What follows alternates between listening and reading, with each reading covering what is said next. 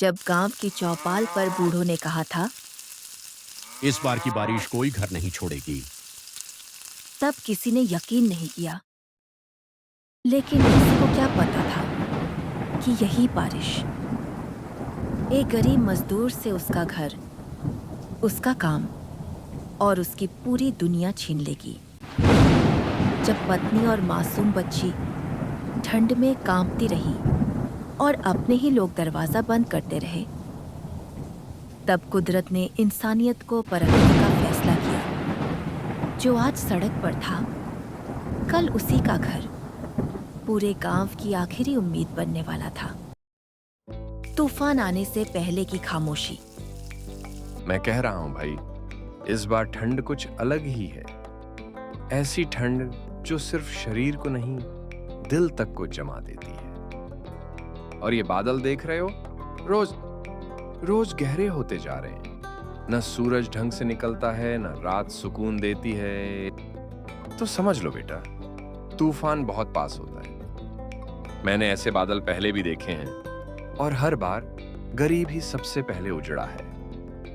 डर नहीं, यकीन, जैसे वह सब पहले देख चुका हो। मोहन की झोपड़ी, जहां वही ठंड और वही बारिश एक गरीब परिवार की परीक्षा लेने वाली है।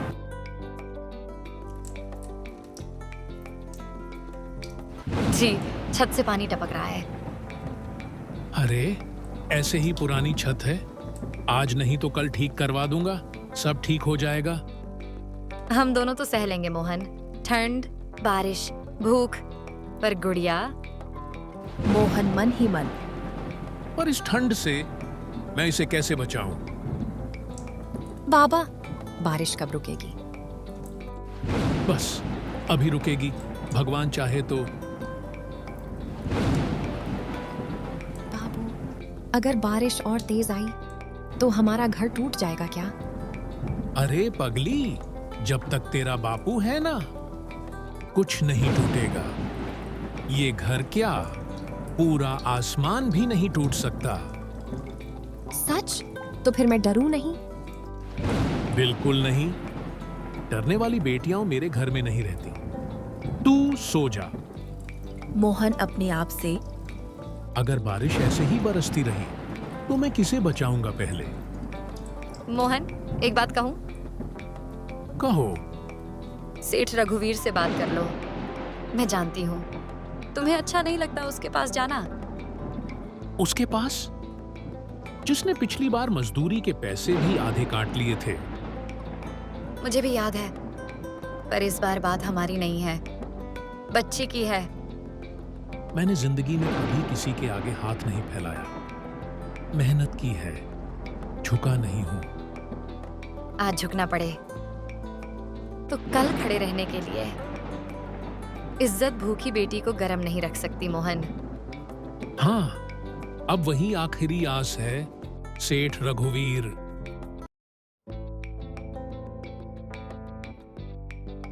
काम ढंग से करो। ये हवेली है, कोई मजदूरों की झोपड़ी नहीं। मालिक, ठंड आ गई है। मजदूरी अगर थोड़ी तो ठंड से मेहनत रुक जाती है क्या? हर मजदूर के घर में कहानी होती है। अगर सबकी सुनूं तो मेरी हवेली बिक जाएगी। काम चाहिए या दया? काम। तो फिर सौदा होगा। मेरे खेत पर 2 गुना काम, पैसे आधे। मालिक, सोच लो, बाहर बहुत ठंड है और अंदर मेरी हवेली। मालिक,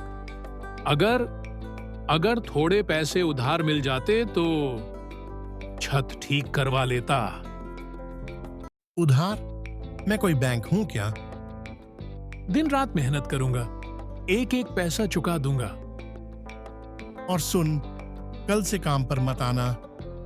मालिक, मेरी बेटी है, इतनी ठंड में। तेरी बेटी हो या तेरा गांव, मेरी जिम्मेदारी नहीं। मालिक, एक रात का सहारा ही दे दीजिए। मेरे सामने से हट, समय बर्बाद मत करो। भाई, कोई काम हो तो बता दो।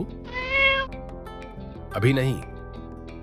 कुछ भी चलेगा, मजदूरी, ढुलाई, कल भी आ सकता हूं। एक दिन का ही। सुना नहीं, अभी नहीं। मोहन खुद से काम नहीं तो घर कैसे चलेगा? कमला क्या सोचेगी? गुड़िया। जी, बारिश शुरू हो गई। गुड़िया को ऊपर बैठाओ, जल्दी। बापू, घर गिर तो नहीं जाएगा ना? अरे नहीं, ये झोपड़ी इतनी कमजोर नहीं है। जी, पानी अंदर आ रहा है। निकालो, जब तक रुके नहीं। मुझे ठंड लग रही है। चुप, कुछ नहीं होगा। माँ, दांत ठंड लग रही है। बापू कहाँ है? आ जाएंगे, भगवान सब ठीक करेगा। अगर घर टूट गया तो हम तीनों साथ रहेंगे। तेज आंधी, मूसलाधार बारिश हो रही है। झोपड़ी भी कांपने लगी है। लगता है झोपड़ी कभी भी गिर सकती है। चलो बाहर पेड़ के नीचे चलते हैं। घर गिर गया, सब खत्म हो गया जी। हे भगवान, अब और क्या लेना बाकी है? अब कहाँ जाएंगे जी? जहां इंसानियत बची हो। क्या वहां छत होगी बापू? अगर छत नहीं भी होगी तो दिल तो होगा। रात कैसे कटेगी? जैसे बाकी रातें कटी हैं, हिम्मत से।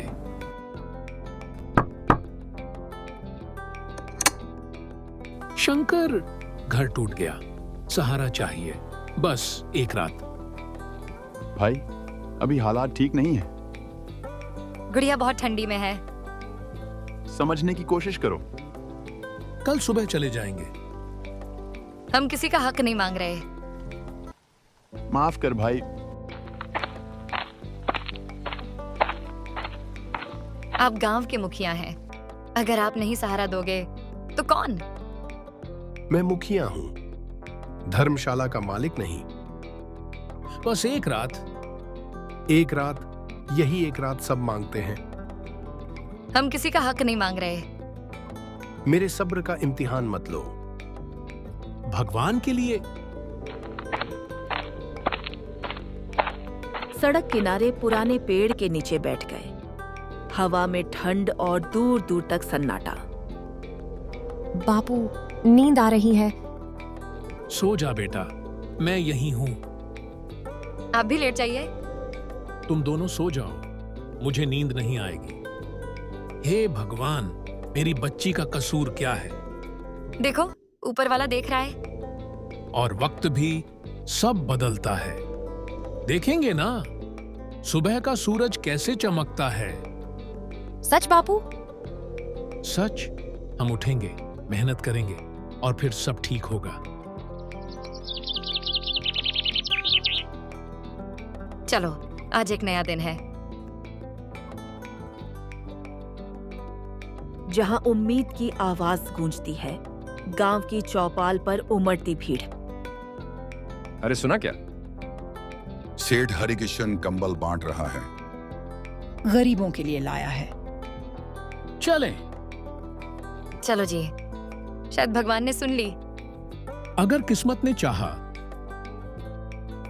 ले बेटा, भगवान आपका भला करे। ठंड बहुत है इस साल। हाँ सेठ जी, घर भी नहीं रहा। परिवार? बीवी और एक बेटी। ये हमारा है ना? हाँ बिटिया, आज रात ठंड नहीं लगेगी। आपने जान बचा ली। इंसान का काम है बहन।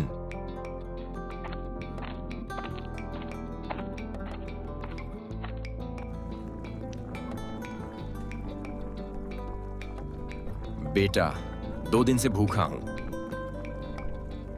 पहले आप खाइए। माँ, हमारे पास तो थोड़ा सा ही है। बेटी, भूखे को खाना देना सबसे बड़ा धर्म है। तू खुद किस हाल में है?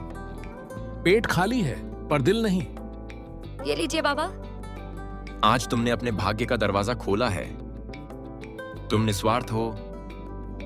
बाबा, हमने तो बस इंसानियत निभाई। बस वही आज सबसे महंगी चीज है। ये लो। बाबा, ये क्या है? ये मेहनत का फल है, लोभ का नहीं।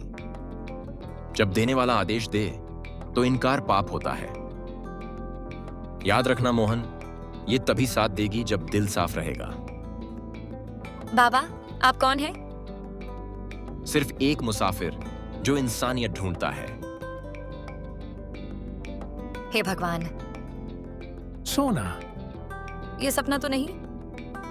नहीं, ये उस रोटी की कीमत है जो हमने भूखे को दी थी।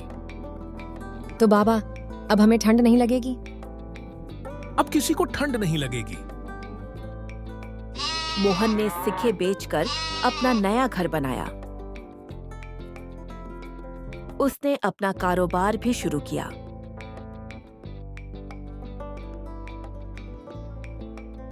अब डर नहीं लगता। क्योंकि ये घर ईंटों से नहीं, ईमानदारी से बना है। बापू, अब बारिश आई तो भी ठीक है ना? अब बारिश नहीं डराएगी, वो तो फसल लाएगी। कल तक जो पेड़ के नीचे थे, आज छत के नीचे हैं। ईमानदारी कभी खाली नहीं जाती। मूसलाधार बारिश, उफनती नालियां, अंधेरा, पूरा गांव पानी में डूबा हुआ। मोहन, दरवाजा खोलो। बिना एक पल सोचे सब अंदर आओ। बच्चों को पहले लाओ। लोग अंदर आते हैं, वही लोग जिन्होंने कभी मुंह मोड़ा था। हमने तुम्हें कभी सहारा नहीं दिया। आज हिसाब का दिन नहीं है, आज इंसानियत का दिन है। भीड़ में से सेठ रघुवीर भीगता हुआ सामने आता है। मोहन, अगर आज तू दरवाजा न खोलता। मैं दरवाजा बंद कर देता तो ये घर भी कमजोर पड़ जाता। जो दूसरों के बुरे वक्त में साथ देता है, भगवान उसी का घर सबसे मजबूत बनाता है। बारिश धीरे धीरे थमती है। मोहन का घर रोशनी से भरा, बाहर डूबा गांव, अंदर बची इंसानियत। घर ईंटों से नहीं, नियत से मजबूत होते हैं।